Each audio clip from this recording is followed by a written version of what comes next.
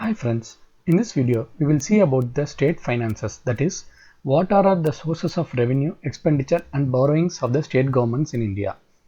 States primarily rely on three sources for financing their expenditure. One is their own resources, second transfers from the central government, and the third is borrowings. States finance 75% of their expenditure through revenue receipts, 21% from borrowings and 4% from capital receipts, which include recovery of loans and advances given by states, money received from sale of assets such as land and disinvestment. Let us now see about the various sources of revenue for the state governments. Revenue receipts of states comprises revenue from own sources and transfers from the center. 53% of revenue receipts of states has come from own sources and 47% from central transfers. Own resources of states have undergone a major shift since 2017 with the implementation of GST, under which states transferred a major portion of their taxation powers to the GST Council. Own revenue source of states consists of tax revenue 45%, which includes GST, VAT, excise duty, stamp duty, land revenue, etc.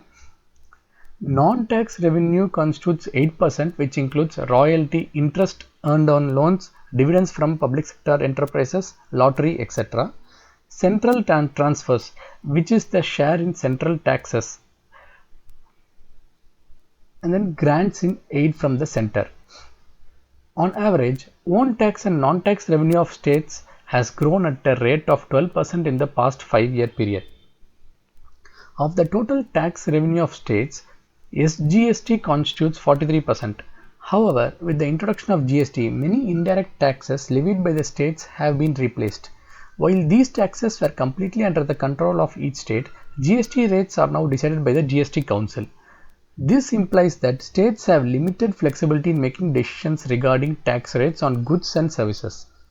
Consequently, states have limited autonomy on a large part of its own tax revenue, as the receipts from SGST depends on tax rates decided by the GST Council. After SGST, the sales tax or VAT, which constitutes 23%, and the state's excise duty, which constitutes 13%, are among the largest sources of revenue for the states. Sales tax or VAT and excise duty mainly come from the taxes on petroleum products and alcohol, as these two products are not part of the GST system. Stamp duty and registration fee applicable on transfer or sale of property is another major source of revenue for states, which is estimated to contribute 10% to the own tax revenue. The revenue from this source depends on the tax rates and the valuation of the property on which these rates are applied. Taxes on vehicles and electricity are among other important sources of own tax revenue. Let us now see about the expenditure of state governments. The expenditure of a state government can be classified into two components. One is revenue expenditure and the other is capital expenditure. Revenue expenditure is recurring in nature and includes expenditure on salaries, pensions, interest payment and subsidies. Capital expenditure goes towards creating assets or reducing liabilities. Capital expenditure includes capital outlay, which leads to the creation of assets such as schools, hospitals, roads, bridges, etc. Capital expenditure also includes repayment of loans and advances given by a government. Generally, states on an average incur 85% of their expenditure on revenue component and 15% on capital outlay. Let us now see about the borrowings of the state governments. Major sources of financing of the fiscal deficit of the states are market borrowings, loans from financial institutions, and the loans from the central government. Market borrowings have increasingly become the major source of funds for financing states' fiscal deficit over the years.